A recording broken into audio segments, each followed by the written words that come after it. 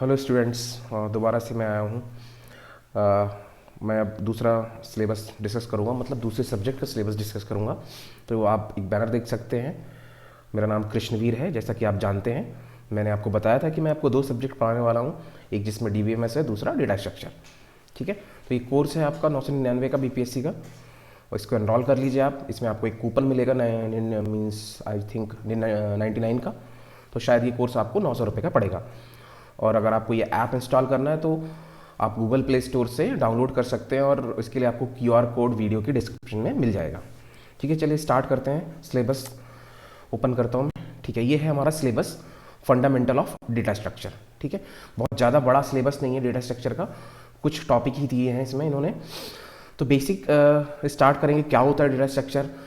तो data structure basically कोई भी स्ट्रक्चर है, हम कुछ भी स्टोर करना चाहते हैं। अगर रियल लाइफ में भी आप देखेंगे, अगर अपने घर में आपने कोई आपके पास कोई कंटेनर है, जैसे आपने कोई बिस्किट स्टोर रखना है कहीं पर, या कोई और भी जैसे इंग्रेडिएंट है, आपको चीनी रखनी है, तो आप एक कंटेनर में स्टोर करते हैं। ठीक है, उस कंटेनर को क्या बोला जाता है, एक स्ट्रक्चर बोला जाता है। ठीक है, उसमें हम कुछ कुछ स्टोर कर रहे हैं। ऐसे ही क्या होता है, हमारे सिलेबस में जो स्ट्रक्चर है, ठीक है, डेटा स्ट्रक्चर है, इसमें हम क्या स्टोर करते हैं, डेटा स्टोर करते हैं। डेटा को किसी तरह से हमें स्टोर करना है, तो उसके लिए हमारे पास कुछ कुछ स्ट्रक्चर्स होते हैं।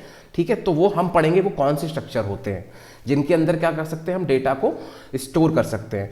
और हमें ये भी मतलब निश्चित करना होता है कि डेटा बहुत आसानी से रिट्रीव किया जाए। ठीक है, ऐसा नहीं है कि हम डेटा स्टोर कर दें, बाद में हम उसको डेटा को चाहिए हमें, तो हमें बहुत टाइम लग रहा है। तो ये कुछ इंपॉर्टेंट पॉइंट्स होते हैं, ये हमें दिमाग में रखने होते हैं, और इसी के बेस पर स्ट्रक्चर्स बनाए गए हैं। ये प्री डिफाइंड है। ठीक है, ऐसा नहीं है कि हमने बनाने हैं, पहले से ही डिफाइंड स्ट्रक्चर्स हैं, हमें उन्हें पढ़ना है। ठीक है, जिसमें क्या होता है, सबसे पहले है एरे। ठीक है, एक एरे है, दूसरा स्टैक है, फिर क्यू है, आप देख सकते हैं ये क्यू है। ठीक है, और लिंक लिस्ट भी है। ठीक है, तो सबके अपने अपने अलग मेथड्स होते हैं, लेकिन सबका काम सेम होता है, क्या, डेटा को स्टोर करना। ठीक है, कुछ में डेटा बहुत जल्दी आसानी से रिट्रीव हो जाता है, कुछ में टाइम लगता है, और इसी तरह उनके क्या होता है, कॉम्प्लेक्सिटी डिफाइन होती है। ठीक, कॉम्प्लेक्सिटी मतलब कि कितना टाइम लग रहा है डेटा को फेच करने में। ठीक है, तो उतना डिटेल में शायद सिलेबस में नहीं है, लेकिन फिर भी हम आपको बेसिक से पढ़ाएंगे। ठीक है, कि क्या होता है एरे। ठीक है, एरे में हम क्या करते हैं, डेटा को हम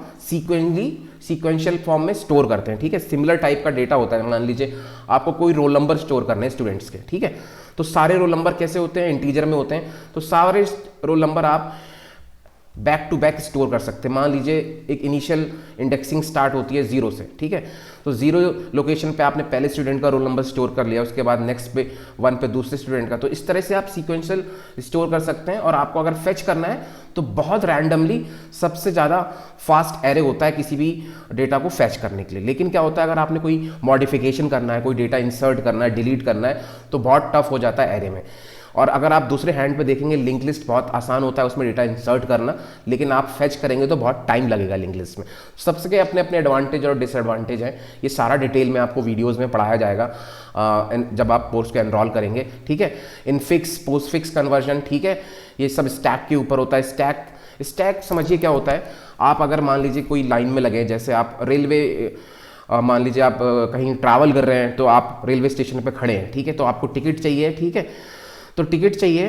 ठीक है, तो आप एक लाइन लगाते हैं ठीक है, तो जो सबसे पहले आएगा, ठीक है, जो सबसे पहले आएगा तो वो लाइन में सबसे पहले खड़ा होगा, उसके बाद सेकंड नंबर पे खड़ा होगा, तीसरे नंबर पे खड़ा होगा, चौथे नंबर पे खड़ा होगा, पांचवें नंबर पे खड़ा होगा। ठीक है, तो इसमें जो सबसे पहले खड़ा होगा उसको सबसे पहले टिकट मिलेगी। ठीक है, जो बाद में आएगा, सबसे एंड में आएगा, वो एंड में खड़ा होगा। ठीक है, तो ये कुछ कुछ स्टैक और क्यू। ठीक है, क्यू भी होता है। क्यू में क्या होगा, आप खड़े होंगे। ठीक है, आप पहले आए, बाद में आए, उसके बाद में आए। ठीक है, तो क्यू का ऑपरेशन क्या होता है और स्टैक का ऑपरेशन क्या होता है, दोनों में बहुत डिफरेंस होता है। ठीक है, स्टैक में क्या होता है कि लास्ट इन फर्स्ट आउट। ठीक है, जो सबसे बाद में आएगा वो सबसे पहले निकलेगा। और क्यू में क्या होता है कि पहले आओ पहले जाओ। ठीक है, तो ये कुछ तरह के ऑपरेशंस होते हैं जो हम डेटा स्ट्रक्चर पे परफॉर्म करते हैं। इसी तरह क्या होता है, ट्री होता है।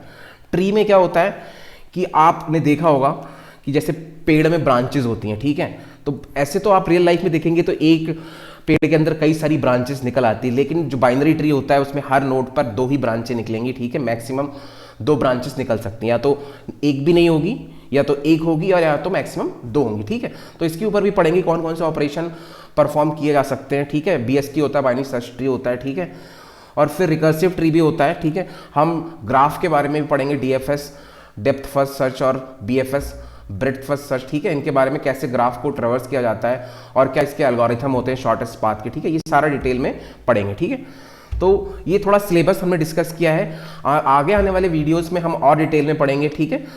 तो पढ़ते रहिए, मिलते हैं नेक्स्ट वीडियो में, धन्यवाद।